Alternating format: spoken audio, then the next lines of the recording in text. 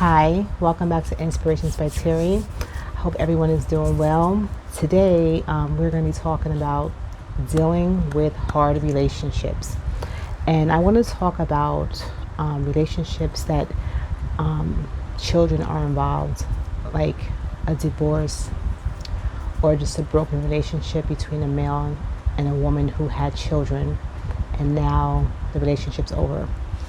A lot of times, which is good. A lot of times when the relationship ends with a man and a woman who were married and now are divorced, they are mature enough to handle the situation decently, and no one suffers, even though any kind of breakup, any kind of divorce or separation is hard when you're used to being with someone and it's become a habit, your way of life, and now the situation is over. It's difficult. It's never really, really easy. So to the ones who work through the struggle and handle it properly, handle it as an adult, my hats are off to you. I salute you, and that is awesome. To the ones who have children and they have to, and it's hard. You can't talk to one another. You can't get along. I just want to just share with you that when we make it difficult, when the adults make it difficult, when there's children involved, the children suffers. Sometimes the adult suffers as well, but most of the time the children suffers.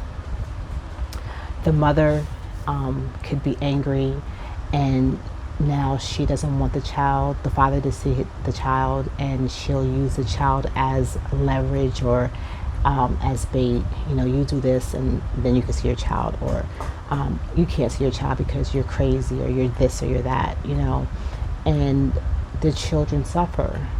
The children suffer because children need a mother and children need a father. And a lot of times the mother will say, well, he's crazy. And, I just want to keep him away from my children because something's wrong with that man, and da-da-da-da-da, like painting him out to be this really terrible individual. But was he crazy?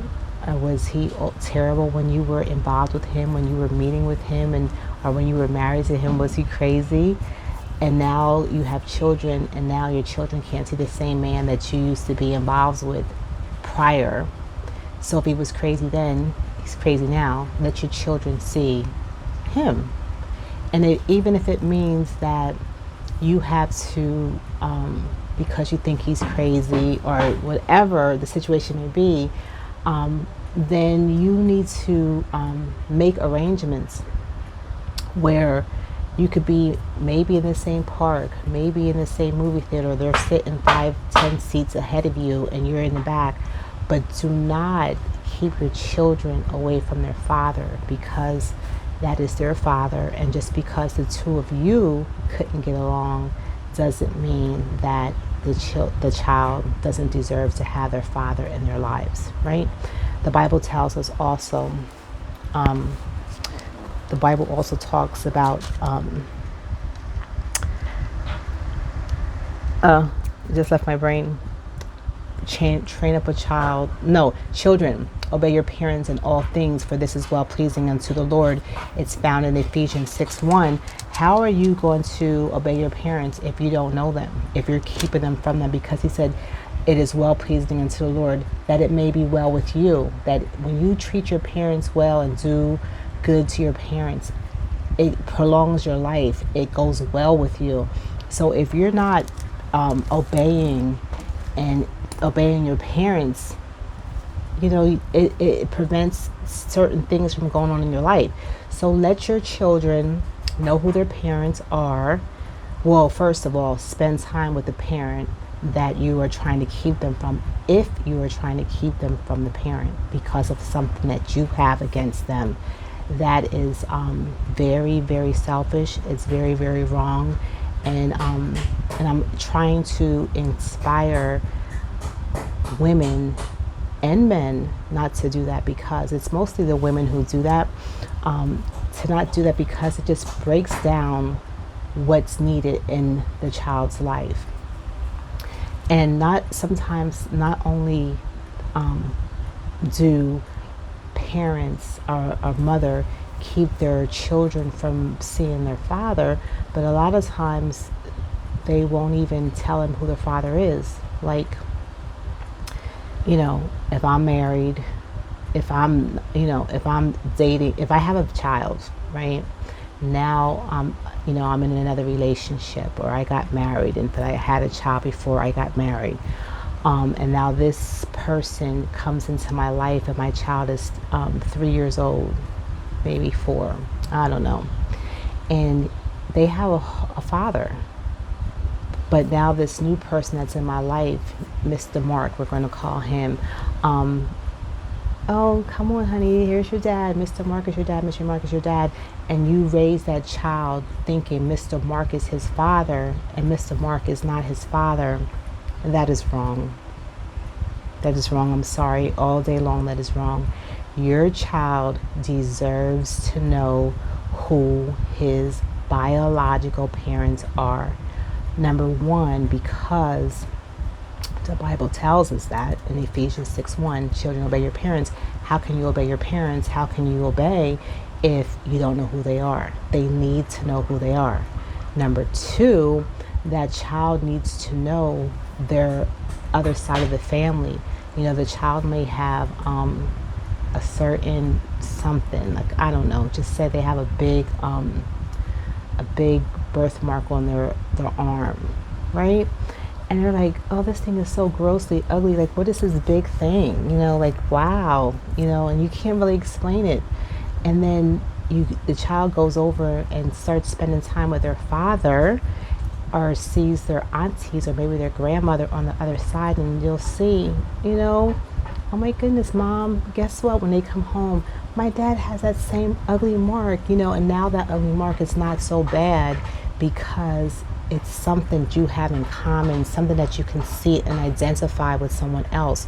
Or it could be a gap in your teeth, and you think your gap is ugly, and like, oh, why do I have a gap in my tooth? Like my teeth, da, da, da. And you go spend time with your parent on your other side that you didn't know, and you see most of your cousins may have gaps in their teeth, and you think they're cute, or you think like, oh, it's not so bad, because you have something to identify with. And I do believe that when you withhold that information from your child, and you do not allow your child to know their biological parents, you are doing yourself and your child a great disjustice, because they need to know their other side of the family, their relatives, blood relatives. It is very important. Family is very important. Legacy is very important. Whether we think so or not, whether we're done with the relationship or not, that child is here now, and that child deserves to know where they come from and what that's all about. And there's a scripture that says in 1 Corinthians 14:40, says, when I was a child, I talked like a child, I thought like a child, I reasoned like a child. When I became a man, I put the ways of childhood behind me.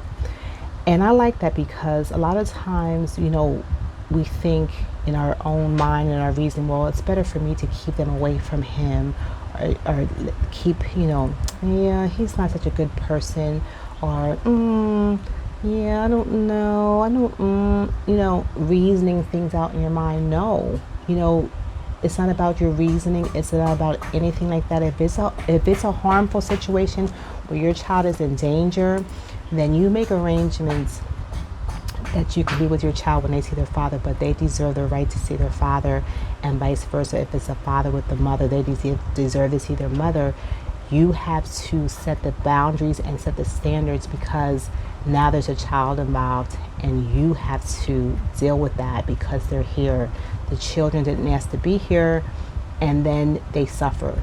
How do kids suffer when one of the parents may be missing in their life? My goodness, the list is endless. You see so many young men that didn't have their father in their life, for whatever reason. Sometimes it's because the mom just blatantly says, well, you can't see your kids, and they just go throughout the whole lifetime and they don't see their kids. Or the father's dead, he just decides to be a deadbeat dad and he doesn't want to see his kids. The same with you fathers. If you have a ex, or if you have ex-girlfriend, or a baby's mother that is withholding you from seeing your child, you need to fight for that right, and you need to get your children, and you need to love your children, because the father's love and the father's guidance and the father's presence in a child's life is just, if not more important than the mother. So important, men. Like, so important. We need the male figures in our lives, okay? And that is important. Fathers, step up. Don't have these children lay down with this woman, and she's pregnant, she has these children. Now you're like, oh, well, I didn't tell you to get pregnant. Well, what did you lay down with her for? Like, it's always a possibility. Get your children.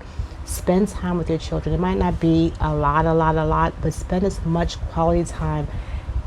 Tell your children about your life, your struggles, your parents, the things you went through as a child, the things that were important to you, that you lacked, that you didn't have, because that's how history is passed on. Sometimes we don't know, there's like missing links in our lives, and we don't really know like how to put those pieces together.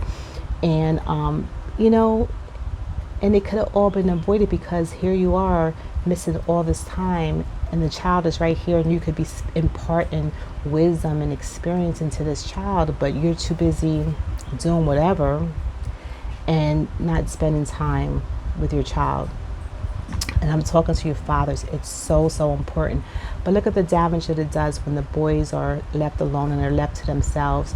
They're wondering why doesn't my dad want to spend time with me? Or I wish I had a big brother. I'm being bullied at school. I have no one really to tell that I'm being bullied. I want to go tell my dad, but my dad's not there.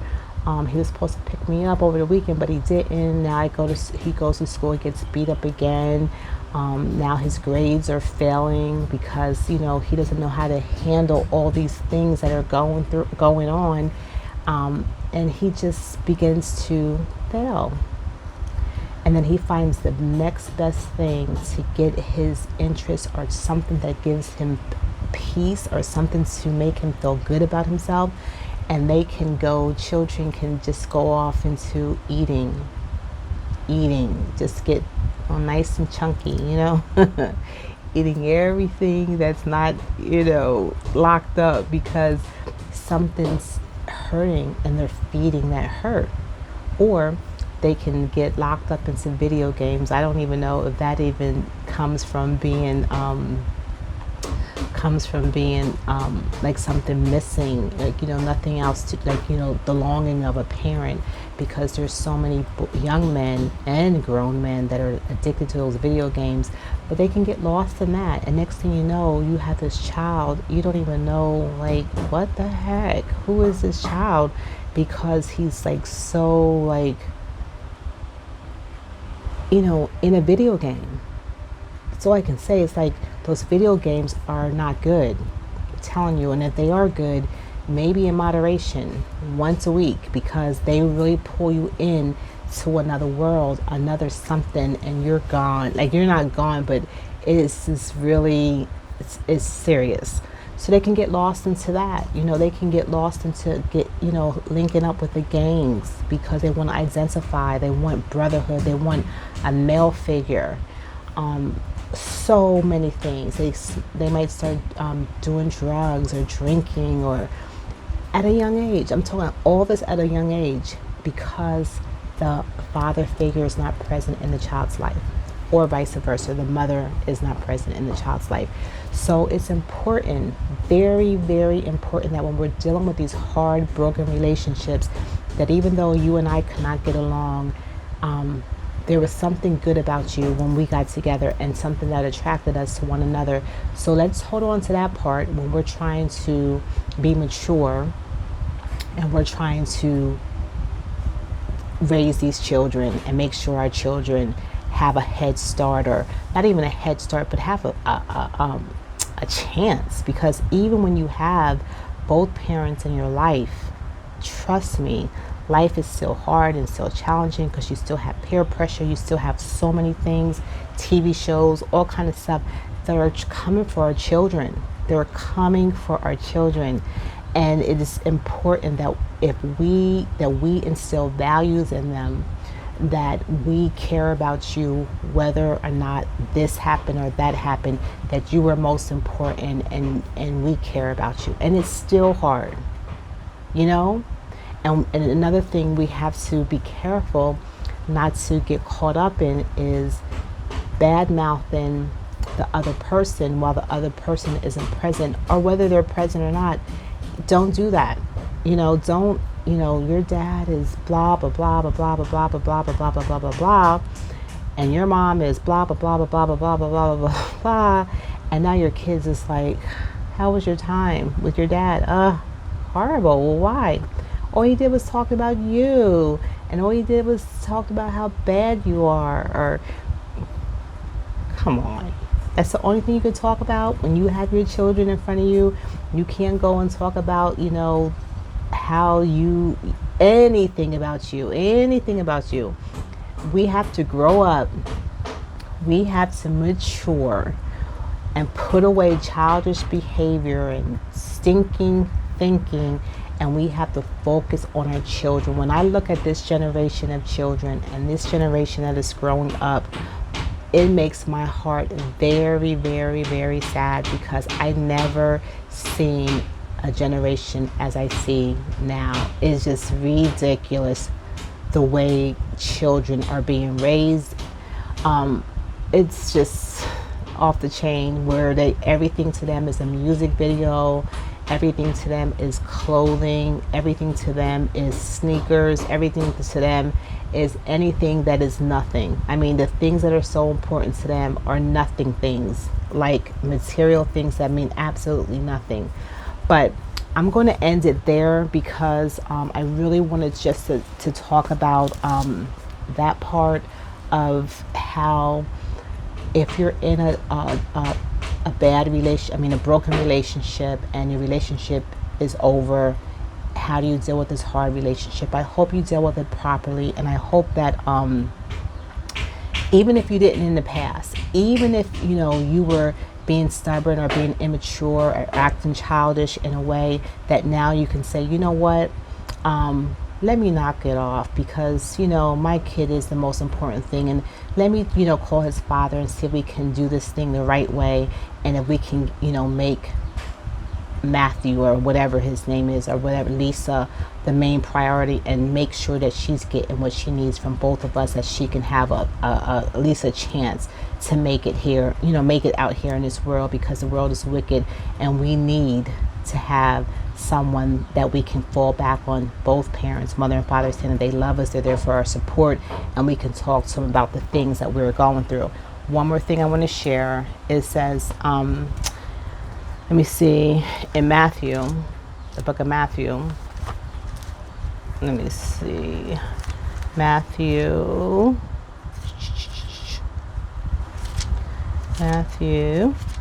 chapter 12, verse 36 says, "But I say unto you, that every idle word that men shall speak, they shall give an account thereof in the day of judgment. For by thy words thou shalt be justified, and by thy words thou shalt be condemned." And I wanted just to bring that point out, because the words that we speak to our children regarding their parents, regarding whoever, we're going to give account for them. So if you're dogging out the other parent because you want to make yourself look good, or make yourself be the better parent, that's not good, because you're going to give an account for that. And you may think that you're not, and you're getting away with whatever, and my kid loves me the best, and it's no competition, and there's no competition, because you're the mother and he's the father, and both are needed to give your child the best that they can get from you guys, so they can go out confident, feeling confident about who they are, and not being like, oh, nobody loves me, or my dad's not in my life, my mom's not in my life. And if you are with someone and the child has a different parent from a different, I mean, and your husband is not the child's father, make sure your child's father is in that child's life, and make sure that they are in, and even if the father is not in their life, make sure that they know who their grandmother is, and make sure that it's not a holiday thing that you sit, call, is it okay if we make arrangements, like maybe once a month you can come and see your grandchild and you get to know them, because family is everything. And we need to know that you need a place that you can go to and feel like you're desired, and feel like when your presence is welcome. Children need that. So with that being said, I just want to thank you for tuning in. And this was the relationship, dealing with parents and their children. The next time I want to talk to you about relationships, dealing with broken relationships, just a relationship, friend to friend, sister to brother, whatever, just broken relationship, no children involved. That will be our next topic. I thank you for tuning in. Be blessed. And until the next time, bye.